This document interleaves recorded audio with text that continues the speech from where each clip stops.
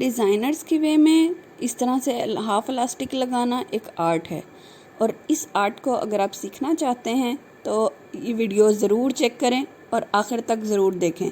देखिएगा कि आपको कितनी आसानी के साथ सिखाया जाएगा कि आप ये डिज़ाइनर वेयर हाफ इलास्टिक किस तरीके से लगाते हैं। तो आइए देखते हैं।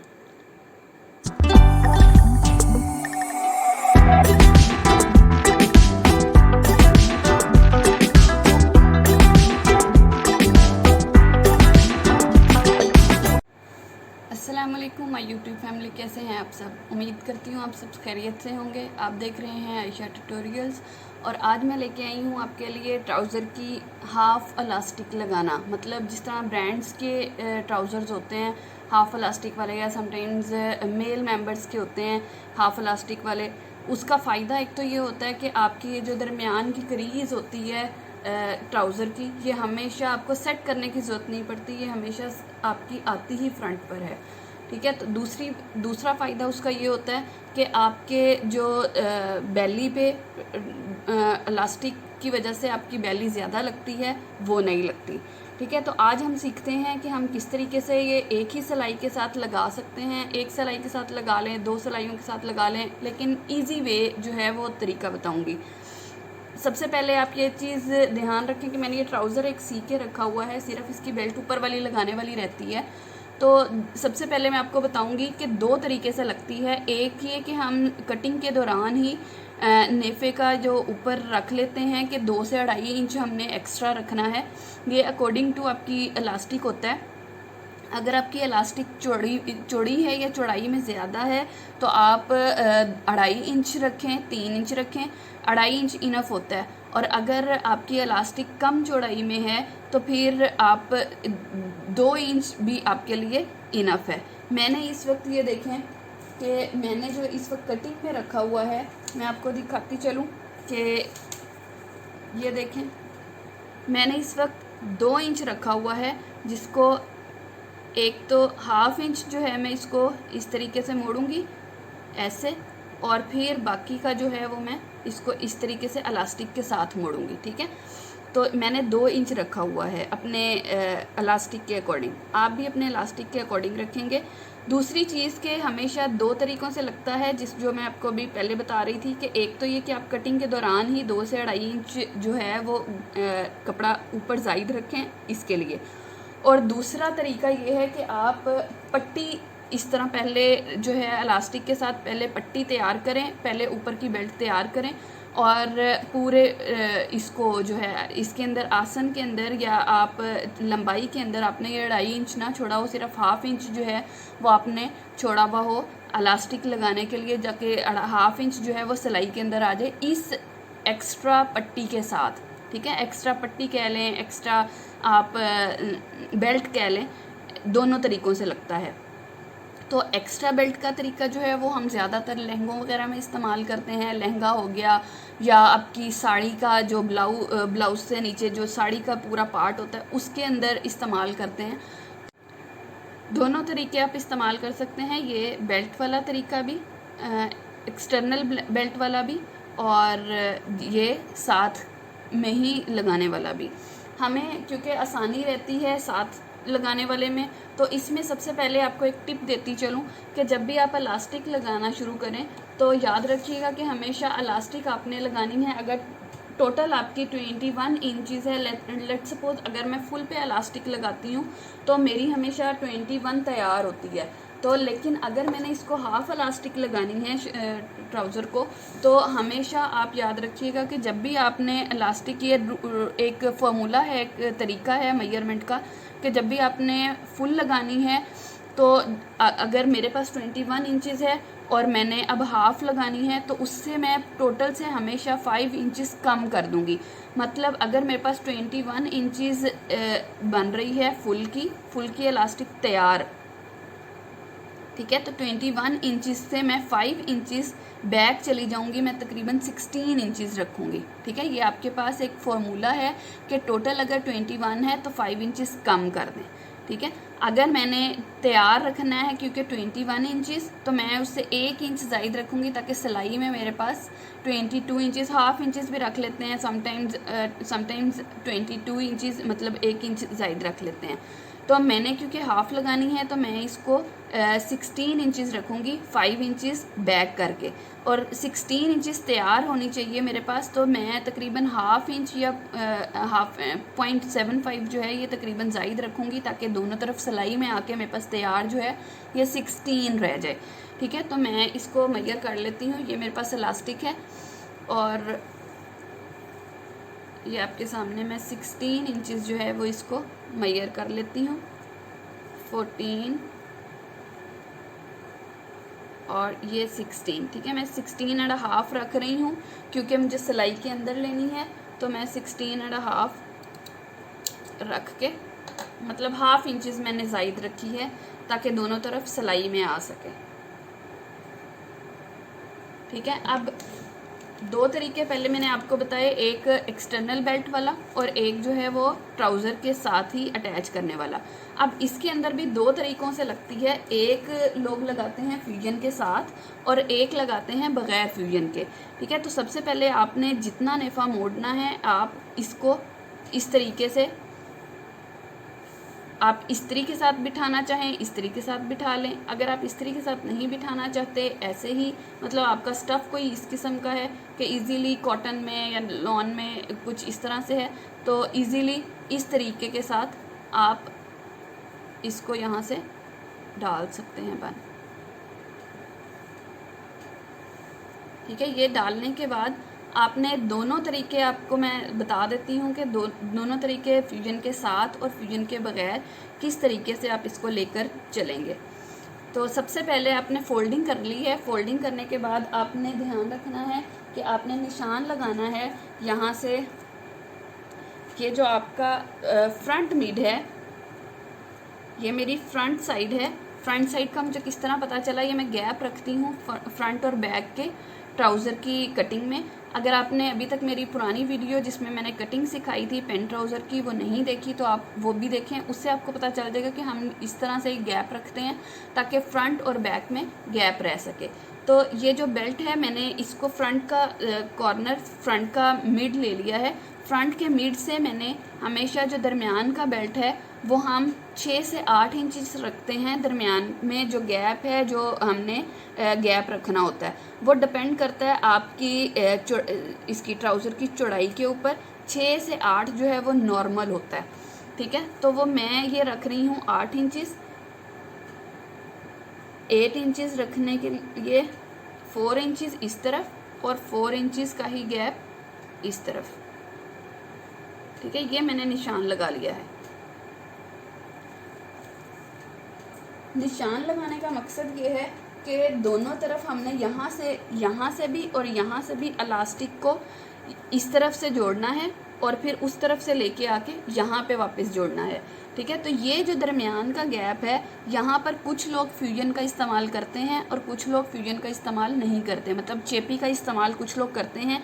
वो करते इसलिए हैं क्योंकि जब आप यूज़ करते हो, आप एक दफ़ा या पहनते हो ट्राउज़र को, तो वो यहाँ से यूँ वो हो जाता है फोल्ड। अगर फ्यूजन लगी होगी तो वो इसी तरह से अकड़ा हुआ रहेगा। या फ्यूजन लगा लें, या जो आप जिसको बुकरम बोलते हैं, बुकरम लगा लें, हार्ड फ्यूजन जो होती है, दोनों तरीक़ों से। उस तरीके से ये होता है कि ये जो वो है लॉन भी हो या कॉटन का ट्राउज़र हो, वो यहाँ पे जो आप गैप रखते हैं वो कभी भी इस तरह से श्रिंक नहीं होता, आपके ऊपर एक इसी तरह से अकड़ा हुआ रहता है। तो चलिए आइए हम स्टार्ट करते हैं।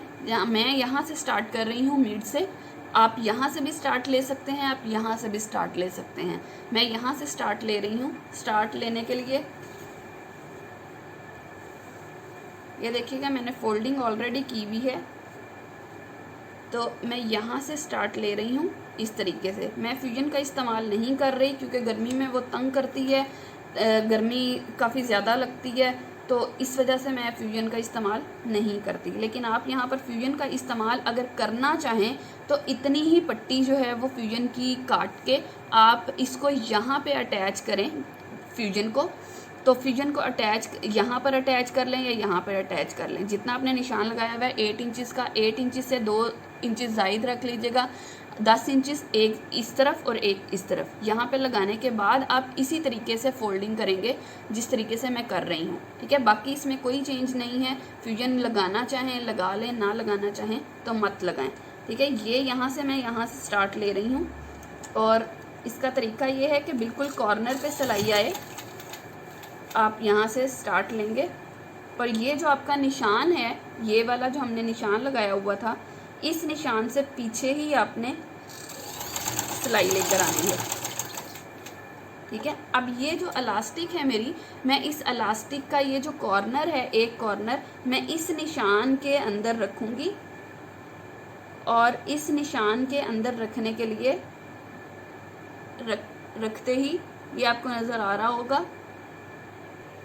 मैंने इसको इस तरफ रख लिया ताकि आपको साफ नज़र आ सके कि हम कर क्या रहे हैं। यहाँ से हम लेकर आए हैं सिलाई और ये जो निशान है मेरा, जिसको मैंने निशान लगाया था 8 इंचज़ 4 इंचज़ इधर और 4 इंचज़ इधर, ये इस निशान से मैंने यूँ अंदर इलास्टिक रखनी है और हमने 1/2 इंच रखा था सिलाई के लिए गैप, तो मैंने थोड़ा सा बिल्कुल माइनर सा 1/2 इंच से भी 1/2 इंच, क्योंकि दोनों तरफ का था तो 1/2 इंच से 1/2 इंच मैंने यहाँ पे इसको इस सिलाई से इस निशान से अंदर रखा है, ठीक है। तो मैं यहाँ से स्टार्ट कर रही हूँ और जब मैं यहाँ पर पहुँचूँगी इस निशान पे, तो मैं इसको इस तरीके से इलास्टिक के ऊपर ले आऊँगी सिलाई को, ठीक है। और इस तरीके से आप एक ही सिलाई के साथ आराम से इजीली इलास्टिक लगा सकते हैं। हाफ इलास्टिक लगाएं या फुल इलास्टिक लगाएं, दोनों तरीक़ों में आप इस तरीके को इस्तेमाल करें कि एक ही सिलाई के साथ लगाएं इजीली, ठीक है। अब ये आपने ऑलरेडी ये देखिए निशान लगाया हुआ है, फोल्डिंग की हुई है, इससे आपको मुश्किल पेश नहीं आती, ठीक है। मैं इलास्टिक को इस तरीके से अंदर रख रही हूँ। इलास्टिक के ऊपर सिलाई नहीं आनी चाहिए, हमेशा इलास्टिक के बिल्कुल कॉर्नर पे साइड पर सिलाई आती है, क्योंकि अगर इलास्टिक के ऊपर रखेंगे तो वो आपको खुलने में प्रॉब्लम करेगी और तंग करेगी।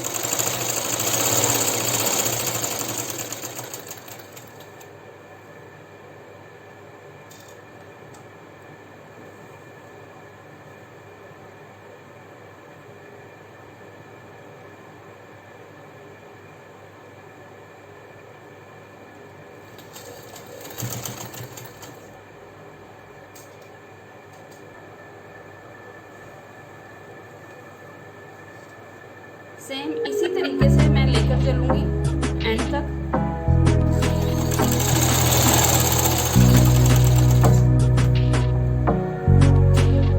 देखिए जहाँ पर इलास्टिक आपको लगे कि ये कम हो रही है, अब इस तरीके से, तो इसको आप उठाकर हमको इस तरीके से पीछे से खींच लें, ठीक है। तो आपके पास ये फिर से इलास्टिक ज़्यादा हो जाएगी, आप इजीली लगा सकें।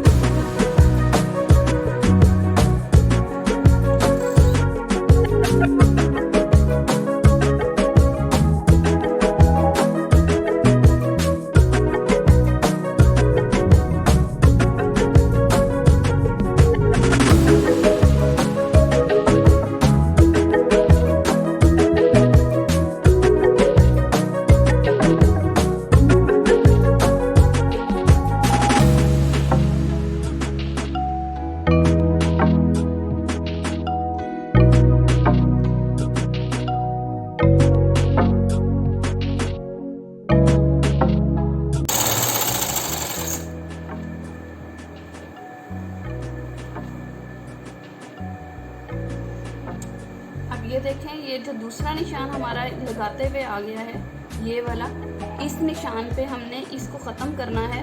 इसी इलास्टिक को जिस तरीके से हमने उधर से शुरू किया था, इस निशान से थोड़ा सा आगे बढ़ा के हमने इसको, इस सिलाई को यहाँ तक ले आना है, ठीक है।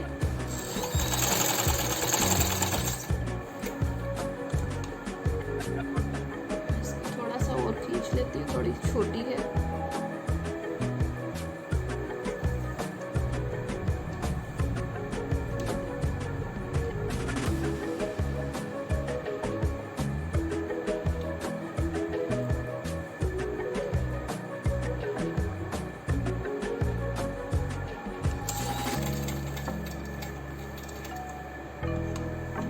चला के इस निशान पे हमने दोबारा से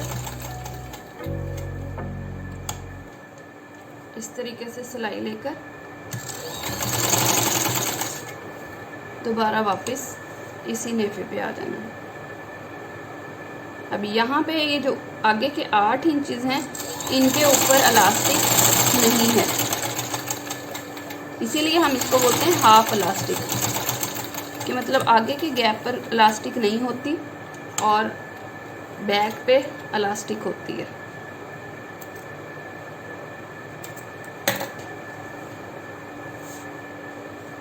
इसको एक तरह से इस तरह से इक्वल रख लें।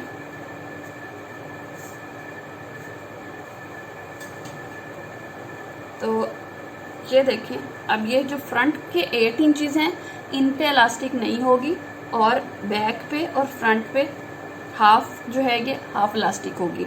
अब इसके ऊपर इस तरह से अगर यहाँ फ्यूजन होगी तो ये मतलब थोड़ा हार्ड हो जाएगा यहाँ पे। तो हमने इस इलास्टिक को लगाने के बाद हमने इसके ऊपर रख के एक सिलाई लगानी होती है ताकि इलास्टिक जो है वो एक वहीं पे स्टिल हो जाए जहाँ पे हमने इसको सेट किया है। अगर आप इलास्टिक के ऊपर सिलाई नहीं लगाते तो उसका नुकसान ये होता है कि ऐसे ही कभी ये यहाँ हो जाती है, ये इस तरीके से ये जो ये हैं गैप, ये जो चुनट आ रही है ये कभी आगे होती है, कभी पीछे होती है, पीछे ज़्यादा होती है, आगे कम होती है, कभी इस तरह से फिर चेंज ना आए, इसलिए हम इसको परमानेंट कर देते हैं। और परमानेंट करने का तरीका ये होता है कि आपने यहाँ से सिलाई शुरू करनी है और आपने इसको यूँ खींच लेना है। इलास्टिक में जितनी इलास्टिसिटी होगी आप उसको खींचें और ये जो चुनट आ रही है ये ख़त्म होनी चाहिए। जो चुनट खींचने के बाद आपने पीछे से इसको खींचना है ताकि आपकी सिलाई जो है वो इजीली लग सके। तो ये देखिएगा, मैं यहाँ से शुरू कर रही हूँ, यहाँ से मैं इसको डबल कर लेती हूँ ताकि एक दफ़ा पक्का हो जाए। ठीक है, अब मैं इसको इलास्टिक को खींचूंगी। खींचने के बाद देखें इसके अंदर ये जो चुनट आ रहे थे ये गैप ख़त्म हो गया है और इसको मैं पीछे से भी खींचूंगी और आगे से भी खींचूंगी। ठीक है, ये देखें दरमियान में सिलाई लग रही है लेकिन चुनट के बगैर लग रही है इलास्टिक को खोल के। ठीक है, और अब अगर मैं इसको छोड़ूंगी तो ये देखें कितनी अच्छी चुनट इसके अंदर आ रही है। ठीक है, तो इस तरीके से हम खींचते जाएंगे और पीछे से भी और आगे से भी।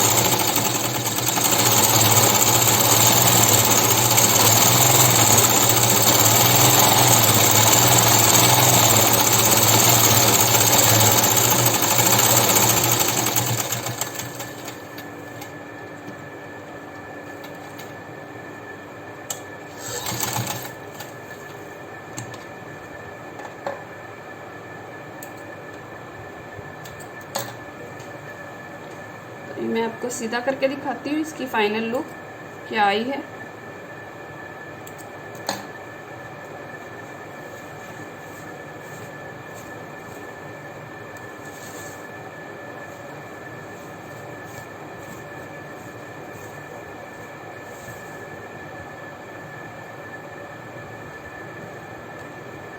ये देखें, ये इसकी फाइनल लुक आई है। जो दोनों बैक से और फ्रंट से हाफ जो है ये इलास्टिक है और जो हाफ ये दरमियान का पार्ट है इस पे इलास्टिक नहीं है। ठीक है, और ये इसकी इलास्टिक की लुक देखें कितनी अच्छी आई है। अगर आप इसको यूं ना खींचते और ये गैप ना रखते तो ये कभी भी आपको इस तरह से खींचने पे फिर आपको इलास्टिसिटी इसके अंदर ना आ रही होती और वो आपको तंग करती। मैं उम्मीद करती हूँ आपको ये वीडियो पसंद आई होगी और आपको इजीली एक ही सिलाई के साथ इलास्टिक के साथ ही हाफ बेल्ट बनाना आ गया होगा। जज़ाकल्लाह।